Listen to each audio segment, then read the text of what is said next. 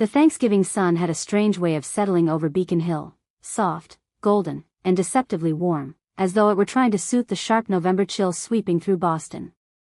That afternoon, as the last rust-colored leaves fluttered across my brick walkway, my son arrived.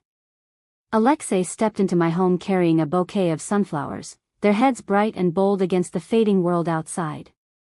They looked almost out of place on my mahogany dining table, a piece my late husband restored by hand more than 30 years ago. Yet Alexei set them down with the same ease he carried whenever he walked into a boardroom. His suit was tailored, his watch glittering faintly under the light, but his shoulders were heavy, weighed down by something I couldn't yet understand. He offered a half-smile. It was affectionate, yes, but there was something behind it, something restrained. "Mom," he said, sliding his hands into his pockets. "My assistant still sends you $8,000 every month, right? I just want to make sure you're comfortable for the holidays." The words hit me like a blow to the chest. My breath caught. My fingers, brittle from years of winter dryness and book restoration, gripped the arm of my chair. 8,000? I echoed softly. He tilted his head. "Yes. Katya told me she handled it. You said you were doing okay, so I assumed." My throat tightened. "Alexei, the foundation has been helping me get by. I haven't received anything. Not a single deposit." His expression shifted instantly, the easy confidence draining from his face, replaced by something like panic, sharp, raw, and unguarded. Before he could speak again, the air changed, thickened by the floral-spiced cloud of jasmine and sandalwood that drifted ahead of the woman who entered next. Katya appeared in the doorway, chic and poised, her burgundy velvet dress shimmering like wine in candlelight. Her suede boots looked untouched by the city's slush. Her smile was charming, perfectly crafted, but the cold glimmer in her eyes held no warmth. Her presence always filled the room like perfume, beautiful, suffocating, and impossible to ignore. "Darling," she cooed to Alexei, brushing his arm lightly before turning to me. "Mother, I hope you're staying warm. I brought your favorite tea." Her voice dripped with falsely sweet concern. Alexei didn't return her smile. He was still frozen with confusion. "Katya," he said carefully, "Mom says she hasn't received any of the transfers." Katya's lashes fluttered. "Oh, but of course she has. I ensured everything was handled. I even told your assistant to double-check." She turned toward me with a patronizing warmth. "Right, Mother? I explained that already." I met her gaze. Calm. Unmoving. "If the money was sent," I replied quietly, "then it must have gotten lost between the bank and my account." The silence that followed was heavy, slicing through the room like a scalpel. Katya recovered first. "Mother, memory slips happen. Especially," her smile sharpened. "With age." There it was, the familiar condescension. It slid over me like ice water. I didn't correct her. I didn't argue. I simply folded my hands in my lap. A tactic I learned long ago: silence is never submission. Sometimes, it is observation. Sometimes, preparation. Alexei rubbed his temples. "I'll check everything Monday." "This doesn't make sense." I gave a small nod. "Of course, my love." But inside, the quiet storm had already begun. Katya stood behind him, one manicured hand resting on his shoulder as though he were a trophy she polished daily. For a moment, I wondered if she noticed the way the air shifted around her, how the last remnants of her polished elegance were already slipping, like a mask beginning to crack. "My name is Helena Petrova. I'm 65, a widow of 5 years, and the keeper of a small, aging home in Beacon Hill. It once held laughter, the clatter of my husband's tools, the constant chatter of 2 children running from room to room. Now it held me. And the memories. After Dmitri passed away, sudden, ruthless, without warning, I survived by building routines. Book restoration, volunteering at the Boston Public Library, tending to the small garden in the back alley. Quiet things for a quiet life. My pension wasn't large, but I managed. Until inflation, property taxes, utilities, until the world outside my small row house suddenly cost more than the world inside. Still, I never asked Alexei for help. He offered. Generously. Beautifully. That was the son I raised, ambitious but kind, successful but grounded. He built a hedge fund from scratch, lived in a penthouse of glass and steel overlooking the harbor, and drove a Range Rover that cost more than my house's yearly expenses. I was proud of him.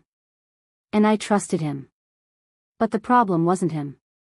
It was the woman he married. Katya. Always poised, always perfect, always watchful. She had a way of looking at the world as though it were an asset to be leveraged. And I, apparently, had been leveraged without knowing it. That night, after they left, I sat in the dim light of my living room. Outside, the sun dipped low, turning the room a pale amber. $8,000 a month. 7 months. $56,000. With that money, I could have repaired the leaking pipes. Fixed the furnace that had been rattling dangerously all winter. Replaced the roof tiles the last storm tore loose. Instead, I had been relying on the kindness of strangers. I opened my ledger, the book where I kept every sale, every expense, every donation received. My handwriting trembled slightly as I wrote. Find the truth. And beneath it, do not trust the smooth, cold smile. The next morning, I walked to Boston Credit Union.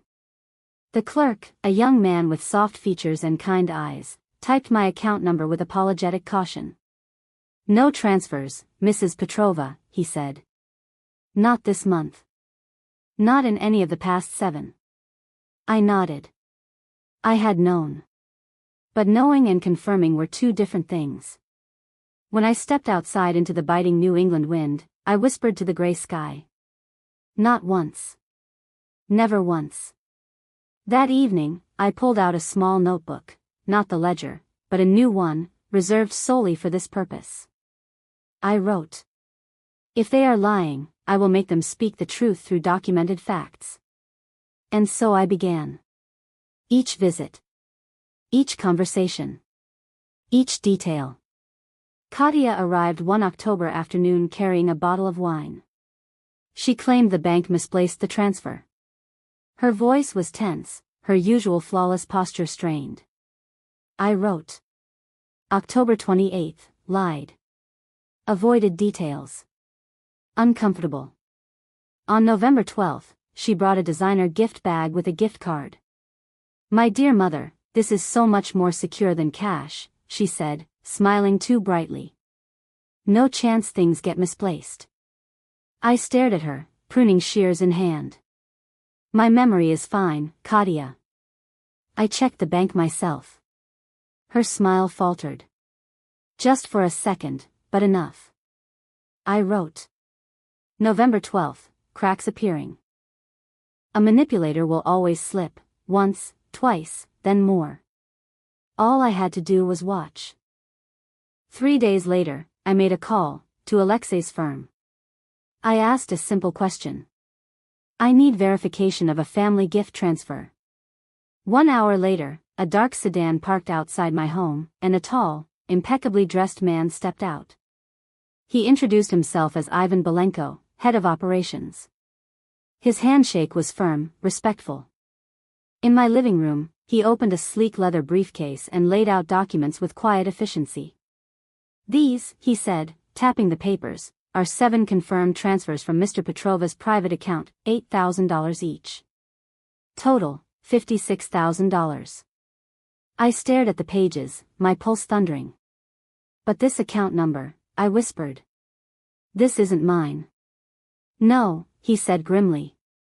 It belongs to an account opened by your daughter-in-law. Named, H. Petrova Maintenance. She had your son sign authorization without reading the details. My heart sank, not with shock, but with the weight of confirmation. And Alexei doesn't know? I asked. I don't believe so. He trusts her to manage their personal accounts. And, Belenko hesitated. There is more. He handed me another packet, corporate card statements. Spa treatments. Private chauffeured vehicles. European weekend getaways. Designer jewelry. Over $45,000 in unauthorized charges. I exhaled slowly. She has been spending company funds. She has, he said. Blatantly. I lifted my gaze to him. If I choose to expose this, will you help me gather proof? His eyes softened. Mrs. Petrova, it would be my honor. 3 days later, with the evidence prepared, I called my son. Alexei, dear, I said gently, I'm inviting you and Katya for a holiday meal this Sunday. It has been too long since we had a real family gathering. He sounded relieved. We'd love that, Mom. I cooked all morning, blini, borscht, roasted duck, even my late husband's favorite honey cake. The table was warm, nostalgic, inviting. Alexei arrived first, carrying winter roses. He kissed my cheek, smiling with that earnest boyishness he never quite outgrew. Katya followed, wrapped in a mink coat, her heels clicking confidently across my wooden floor. She looked stunning, impossible to ignore, impossible not to scrutinize. As we ate, I spoke lightly, as though recounting a pleasant anecdote. I truly appreciate you both, I said, pouring more tea. Especially for this month's $8,000. It allowed me to finally replace the furnace. Katya's eyes lit up. She smiled, self-satisfied, triumphant. Of course, Mother, she said sweetly. I always make sure it's sent. I watched her. Then, casually, as though it were nothing, I asked. Oh, Katya, what day do you usually send the transfer? The bank mentioned something about dates getting mixed. Without hesitation, she replied. Oh, always on the 5th. That's the routine I set. And then. Alexei froze. The 5th, he repeated slowly. Honey. I set the auto transfer for the 20th. I remember it specifically. Katya's face drained of color. He stared at her. Why would you say the 5th? She laughed nervously. Oh, you must be mistaken, darling. I thought. No, he said sharply. I'm not mistaken. The room fell dead silent. The grandfather clock ticked. 1 second. Another. A third. I folded my hands lightly. And Katya, perfect, elegant, untouchable Katya, finally cracked. Her mask slipped. Her mouth opened then shut. Her fingers twitched. Her eyes darted toward the door, the window, anywhere but at me or her husband. The silence after Alexei's question hung in the air like a suspended blade. Katya sat rigidly in her chair, her glossy lips slightly parted as though she were struggling to swallow words that had suddenly turned sour. Alexei stared at her, confusion giving way to dawning horror. I had seen that expression before, on men who suddenly realized the ice beneath them was cracking. Katya, he said slowly, why did you say the 5th? Why would you be the one sending anything? I set the auto transfer myself. Her fingers tightened around her wine glass. A fine tremor rippled down her wrist. She opened her mouth again, but the only thing that came out was a brittle laugh. Oh, Alexei, honestly, the dates, I must have mixed them up. You know how busy life gets. Busy. Busy stealing. I sipped my tea, watching her with a calmness that surprised even me.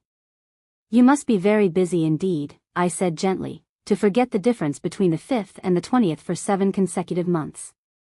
Her head snapped toward me, the mask slipping for just a moment. A flash of something sharp and vicious glinted in her eyes. Mother, I said it was a mix-up, she replied, her tone clipped. Alexei leaned forward, his brows knitted. Katya, Mom hasn't received a single payment. Not one. His voice cracked slightly, and the sound pierced something in me. My son, my successful, brilliant son, looked like he'd just been punched by a truth he didn't want to believe. Katya reached for him, her hand trembling. Sweetheart, please. I'm sure there's an explanation. The bank, maybe they. Stop. Alexei raised a hand, his voice low, controlled, far more dangerous than if he had shouted. Just stop. He turned to me. Mom, I'm so sorry. The apology, sincere and raw, nearly broke me. But I placed a hand over his. This isn't your fault, Alexei. Katya rose suddenly, the chair scraping sharply against the wooden floor. Her voice rose an octave, strained and defensive. Why are you both turning this on me? I've done everything for this family, everything. You want to accuse me of stealing? Me? Your wife? Alexei stood too, towering over her. I'm accusing nobody. But I'm not blind. And I'm not stupid. His voice hardened, the hedge fund CEO took over. I'm checking every account tonight. Panic flickered across her face. Desperation clung to her movements like a second skin. Alexei, don't you dare, she hissed under her breath, forgetting I was even in the room. You promised to trust me. You promised. He stared at her as though seeing her for the first time. I trusted the woman I married, he said quietly. I'm not sure she exists anymore. Katya's perfectly composed facade shattered. Her breath grew rapid. Her eyes glistened, not with remorse, but with fear. Fear of losing control, status, security. Fear of exposure. I stood, smoothing my shawl. Dinner is over, I said softly. We will talk again when truth is no longer a guest but a resident. Katya's eyes snapped to me, full of fury. But I was no longer the quiet widow she underestimated. I held her gaze until she looked away. When they left, Alexei's steps were heavy, his shoulders slumped. Katya walked quickly, her heels clicking like frantic punctuation marks. The moment the front door shut, the house exhaled, quiet, steady, empty again. But not defeated. The storm had begun. And soon, the truth would not merely speak, it would roar. Alexei called me the next morning. His voice was hollow, drained, as though he hadn't slept. Mom, he said quietly, we need to talk. I brewed tea and waited, my fingers wrapped around the warm porcelain cup. 30 minutes later, he arrived, his face pale, his jaw clenched. He sat down heavily. It's all true, Mom. I said nothing. I let him speak. I opened the accounts. Checked everything. His voice trembled, not with weakness, but with betrayal so profound it scarred. She created a sub-account in your name. A fake one. She rerouted every transfer. He swallowed hard. And the corporate card, she's used nearly $50,000 for personal expenses. All unauthorized. A soft wind rattled the windowpane, as though the world outside was reacting to the confession inside. Alexei, I said softly, I'm so sorry. He shook his head violently. No. I'm sorry. I trusted her. He pressed his palms against his eyes. She told me she managed the household accounts. I believed her. I was too busy to check. I thought, his voice broke. I thought she loved me. I reached across the table, resting my hand over his. Love is never a disguise for deceit, my son. A long silence fell between us. Then he leaned back, exhaling shakily. I spoke to Ivan, he murmured. He gave me all the documents. Everything you asked him to collect.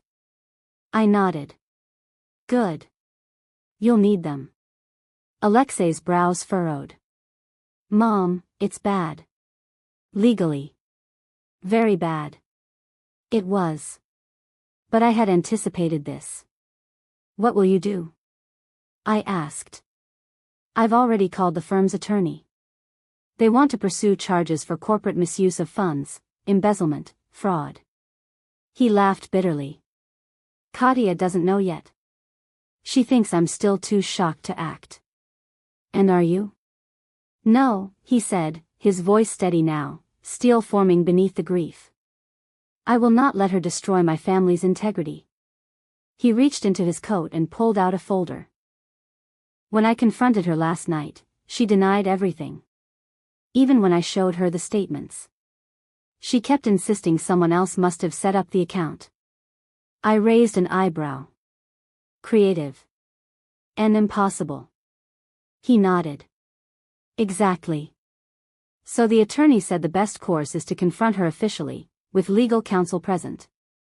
When? Tonight. That evening, Alexei's penthouse was filled with a coldness that even the city lights couldn't soften. The harbor glittered below, but the room felt darker than any winter night. Katia sat on the leather sofa, arms folded, jaw set. She didn't greet me. She didn't greet Alexei.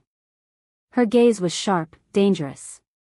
Alexei's attorney, a stern woman named Mara Jennings, placed a thick stack of documents on the coffee table. Mrs. Petrova, she began formally, we're here to discuss several severe financial discrepancies. Katia scoffed. Oh, please. This is ridiculous. Mara opened the first file. These are 7 bank transfers totaling $56,000, sent by your husband to an account labeled H. Petrova Maintenance. This account was opened by you. Katia's expression didn't change. Her poker face might have fooled someone else. Not me. Not today. I opened many accounts, Katia said coldly. I can't be expected to remember every one. Mara nodded calmly. These documents show your signature authorizing the diversion of funds. Katia's eyes flashed. So what?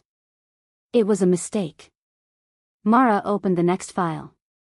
These are corporate card charges, spa visits, personal travel, luxury shopping. All unauthorized. Katia slammed her hand against the table. Every wife uses her husband's company card. Why am I being attacked? Alexei inhaled sharply. Because you knew, he said, voice tight, that the money from my mother was being stolen. You knew, and you lied. She stood, pointing a trembling finger at him. I did everything for you. You barely have time to breathe, Alexei. I handled everything. Everything you were too absent to deal with. He stood too, eyes burning. You handled fraud. Theft. Manipulation. Don't you dare judge me, she shouted. You think you would have survived 1 year without me? Alexei stared at her as though seeing a stranger. I would rather be alone, he said softly, than live another second with someone who steals from my mother. Katia's face twisted, rage, fear, realization swirling together. Mara closed her folder. Mrs. Petrova, legal action will proceed unless restitution is made immediately and you sign a full confession of financial misrepresentation. Katia's eyes widened. Confession? Yes, Mara said. Or we pursue criminal charges. The word criminal hung in the air like a death sentence. Katia's bravado crumbled. Her voice shrank. Alexei, please, you wouldn't do that to me. Alexei inhaled slowly. You already did it, to yourself. Silence. Then Katia broke. Her shoulders sagged. Her breath hitched. She sank onto the sofa, burying her face in her hands. I didn't mean for it to go this far, she whispered. I just wanted security. I wanted stability. I wanted to live the life we dreamed. Alexei stared at her. We didn't dream it, he said quietly. You demanded it.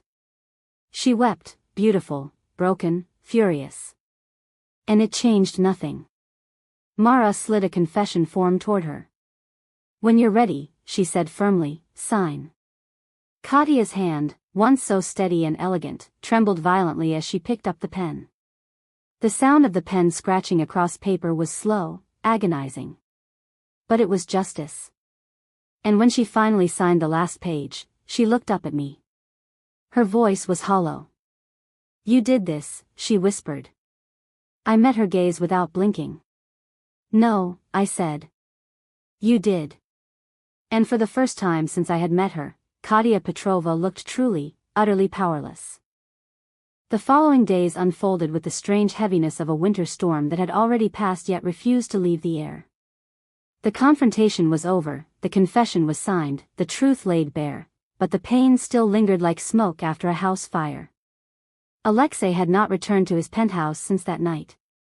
Instead, he stayed in a modest guest suite at his firm, an irony that wasn't lost on me. He could afford 10 penthouses, 100 hotel rooms, but emotional wounds don't heal in luxury. They heal in quiet places, far away from broken promises and the scent of expensive perfume. On the third morning, he came to my home again. He stood on my doorstep looking 10 years older, a thin layer of grief tightening the skin beneath his eyes. I opened the door before he could knock. "Come, my son," I said softly. "You look frozen." He managed a weary smile and stepped inside. The warm smell of cinnamon tea filled the house, a smell that had comforted him since childhood. For the first time in years, he walked into my living room without rush, without his phone buzzing, without Katia's shadow behind him. Just my son. Just Alexei. He sat down slowly, rubbing his forehead with both hands.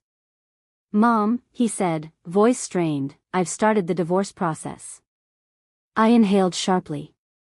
Not in shock, it was inevitable, but because of the quiet, painful finality in his tone. "I'm sorry it has come to this," I said gently. He shook his head. "No. Don't be. I should have seen it sooner." His voice broke for a moment. "She loved the life. The image. The status. But me?"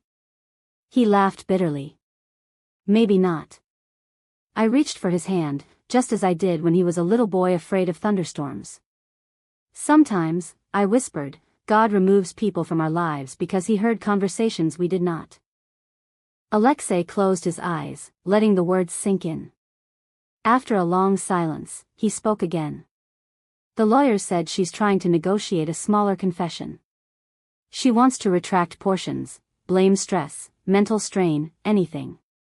I lifted an eyebrow. "Is she still claiming she acted unintentionally?" "Oh, yes," he said bitterly. "But the evidence is ironclad. Ivan found even more. She siphoned small amounts from various discretionary accounts. Nothing catastrophic. Just enough to blend in. And enough to accumulate," I murmured. "Yes." He exhaled. "She was planning a future where she controlled the finances, and I simply funded it." My heart tightened. "And what future do you want now?" He looked around the room, the antique books, Dimitri's old pipe collection, the framed photographs of us as a young family. "I want to go back," he said quietly. "To who I used to be. Before all this. Before the penthouse. Before the insulation money creates." For a moment, time folded inward. He didn't look like the hedge fund magnate. He looked like the boy who used to run barefoot through Russian summers, laughing with pockets full of stones and wildflowers. "Then go back," I said. "Return to truth. To humility. To gratitude." He nodded slowly.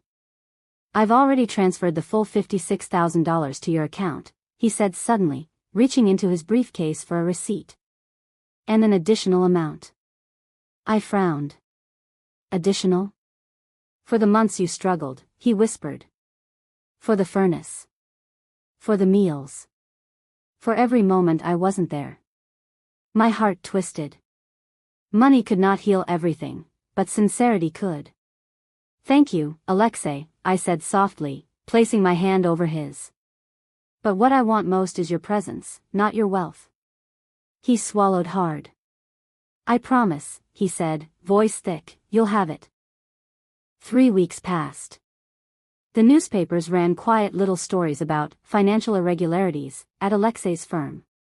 Katia's name wasn't printed, but inside the company, everyone knew.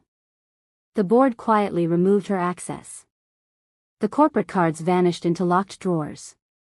She moved out of the penthouse, wearing less designer confidence and more raw fear. Her lawyer begged for leniency. Alexei's response was simple. "I will not pursue prison time," he said, "but restitution is non-negotiable." She protested, screamed, threatened, negotiated, cried, but eventually, reluctantly, she paid back every stolen cent. Her jewelry, handbags, and luxury vacations had left her with debts instead of assets. Justice did not roar. It whispered, quietly, firmly, irrevocably. Meanwhile, Ivan, the loyal operations chief, visited me one snowy afternoon. He brought pastries, and with them, a surprising piece of news. "Mrs. Petrova," he said politely, "Alexei is restructuring the company." "Oh. Yes. He's cutting unnecessary extravagances. He started auditing his personal habits as well. He says he wants to live a more grounded life." I smiled to myself. Good. My son was returning. "And he asked me to give you this," Ivan added, handing me a thick envelope. Inside was a beautifully written letter in my son's handwriting. "Mama. I want you to live the rest of your life in comfort and dignity. This home is yours forever. And I promise, I'll never be too busy to see you again. With love. Your Alexei." A tear landed on the page. Not from sadness. From something warmer, deeper. Reconnection. Spring arrived gently. The leaking pipes were fixed, the furnace replaced, the house restored. The garden, ignored for months, burst again with lilacs and early roses. One afternoon, as I trimmed the hedges, I heard footsteps. Alexei stood there with rolled-up sleeves, holding a box of tools. "Mama," he said, smiling softly, "I thought I'd help." I blinked, surprised. "Help? With gardening?" "Yes," he chuckled. "I need to feel dirt on my hands again." He set the tools down and began digging beside me. Slowly. Carefully. Deliberately. "Feels good," he murmured. "Real. Honest." I nodded. Healing often takes root in humble soil. We worked quietly, the warm sun falling on our backs, the gentle breeze rustling the leaves.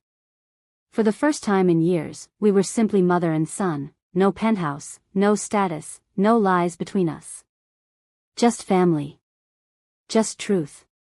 Just new beginnings. And as I looked at him, tired but healing, wounded but wiser, I realized. Katya had stolen money.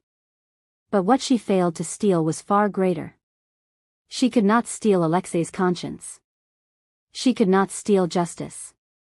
She could not steal the bond between a mother and her son. The real wealth remained. And it always would. Spring had barely settled when the silence broke. For a while, life had begun to mend itself.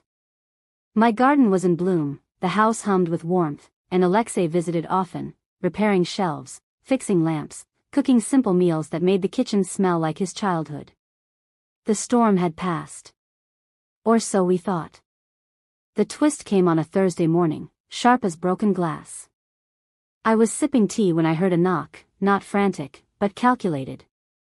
Measured. Cold. When I opened the door, my breath froze. Katya stood there. Her once glowing appearance was dimmed, makeup smeared from tears or a sleepless night. Her hair, usually immaculate, hung limp around her shoulders. She clutched a thin folder to her chest as if it were her last weapon. "Helena," she said, voice trembling with a mixture of desperation and resentment. "We need to talk." Every instinct in me screamed to close the door. But wisdom, earned through years of hardship, made me open it just enough. "What do you want?" I asked quietly. She pushed the folder forward. This is everything I have left. Everything. I didn't take it." She swallowed, eyes darting anxiously.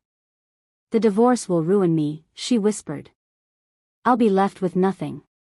No home. No status. No life." I exhaled slowly. Choices have consequences, Katia. She flinched at my tone, gentle, but immovable. You don't understand, she hissed. I loved him. My heart clenched, not with sympathy, but with the heavy truth she didn't want to face. You loved the life, I said. Not my son. Her lips trembled. Then she shot back, voice cracking, maybe I did. Maybe I loved the life. Maybe I was afraid of going back to who I used to be. But everything I did, everything, was because I was terrified of losing him. I looked at her, truly looked at her, and for a moment, I saw not a villain, but a broken woman who tried to fill her emptiness with expensive things. Katia, I said softly, fear is never an excuse for betrayal. Her shoulders sagged. And then she whispered words I never expected. I want to negotiate. Of course she did. She continued, hands shaking, if Alexei drops all remaining demands. I'll walk away quietly. No media. No statements. No lawsuits. I'll disappear. I studied her carefully. Why are you telling me this and not Alexei? Her voice cracked. Because he won't listen, but you've always treated me like a human being. Anne. I don't have anyone else. There was a long silence, long enough for her breathing to grow unsteady. I know I've done terrible things, she said. But please. I don't want a war. I considered her words. Even betrayal deserves some measure of dignity in its final chapter. I'll speak to him, I said calmly. Her eyes widened with fragile hope. Truly? Yes. But understand, Katia, my son owes you nothing. The hope in her eyes flickered, and then dimmed into resignation. She handed me the folder at last. What's inside? I asked. Proof, she whispered. Of something he should know. Before I could ask more, she turned and walked away, slow, defeated, carrying the weight of a life built on illusions. That evening, Alexei came over for dinner. When we finished eating, I slid the folder toward him. From Katia, I said quietly. His jaw tightened, but he opened it. Inside were documents, screenshots, and a handwritten letter. I watched his expression shift, confusion, shock, anger, then a strange, unexpected sorrow. What is it, son? He breathed deeply. It's everything she hid from me, he murmured. Her debts. Her family struggles. The loans she took before we met. Her fear of poverty. Her desperation to never go back. He rubbed his forehead. She wasn't just greedy, he said softly. She was drowning. I placed a hand over his. Suffering explains behavior, Alexei. It doesn't excuse it. But it explains. He nodded slowly. Then he looked up, eyes steady. I won't destroy her, he said. The divorce will continue, but I won't chase her to the ends of the earth. She'll keep her freedom. Not her lies, but her freedom. A strange peace settled between us. Justice and mercy, balanced in one breath. 2 weeks later, news reached us. Katia had left the city. No dramatic exit. No public meltdown. No final confrontation. Just silence. Her social media vanished. Her friends stopped hearing from her. She slipped out of the world she once fought to dominate. And for the first time, I felt something unexpected. Relief, not for her loss, but for the ending of this dark chapter. One late afternoon, as I planted the last of my spring roses, Alexei stood beside me. Do you think she'll be all right? He asked. I wiped soil from my hands. With time, I said. Broken people can still grow. But that journey is hers, not yours. He nodded thoughtfully. Then he placed a small, delicate rose plant beside mine. For new beginnings, he said. We planted it together, mother and son, hands in the soil, hearts lighter than they had been in years. As the sun dipped behind the trees, casting golden light across the garden, I realized. The true twist wasn't Katya's downfall. It was Alexei's rebirth. His return to humility. His rediscovery of what truly mattered. The world had tried to harden him. Pain had tried to break him. Betrayal had tried to drown him. But in the end, he rose. Not as the wealthy man with a penthouse and prestige, but as the boy I raised. Braver, wiser, and finally free. The story had begun with loss. But it ended with redemption. 1 year passed quietly, like a gentle river smoothing the stones beneath it. The seasons changed, the garden bloomed twice, and life found a new rhythm, slower, calmer, and built on the kind of peace that only comes after surviving a long storm. Alexei no longer lived in a penthouse overlooking the skyline. He sold it, every glass wall, every marble surface, every echo of a life built on performance instead of truth. He bought a smaller home just 15 minutes from mine. A warm, sunlit place with wooden floors, open shelves, and a porch that faced the morning light. A home meant for living, not for impressing. And in that home, he rediscovered himself. He cooked again. He gardened again. He laughed again, freely, without the weight of secrets on his chest. Sometimes, when I visited, I watched him brew tea the way his father once did, humming softly under his breath. Little things, simple things, but they meant everything. As for Katya, her silence endured. Rumors drifted through old acquaintances. She had moved to a small coastal town, working quietly, living simply, far from the glittering world she once craved. No scandals. No revenge. Just distance, and perhaps healing. I found no joy in her downfall. Only closure. One late summer evening, as golden light slipped through my window, Alexei and I sat outside, watching the fireflies flicker through the garden. "Mama," he said gently, "thank you." "For what?" I asked. "For seeing the truth before I did. For standing firm when I was blind.